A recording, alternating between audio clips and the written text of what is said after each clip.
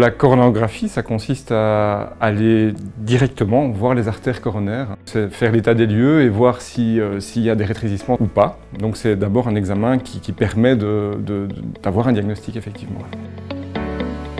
Le patient arrivera le matin, il doit être à jeun, puis nous on va l'appeler, donc c'est nous qui décidons quand il peut descendre, il va arriver en salle, on va être pris en charge par une équipe d'infirmières, on va lui poser des questions et puis on va l'installer sur une table et il y a toujours un dialogue entre le médecin et le patient.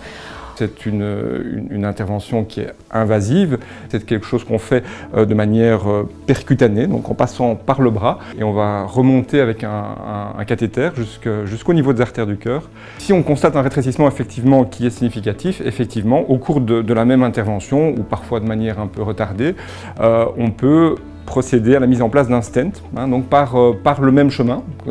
On est avec un cathéter au niveau de l'artère coronaire et on peut aller dans l'artère, dilater le rétrécissement avec un ballon et mettre en place un petit ressort qui va maintenir l'artère bien ouverte.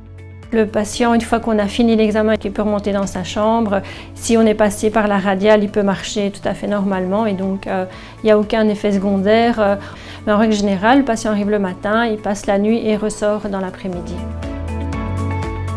Juste après la mise en place du stent, on doit prendre un traitement spécifique parce que donc, le stent qui est un corps étranger risque de se boucher si on le laisse comme ça. Donc pendant 6 mois, 1 an, on est obligé de prendre des médicaments en plus qu'on prescrit. Il faut faire très attention à ne pas arrêter ces médicaments-là parce qu'il y a un risque que le stent se thrombose, se bouche.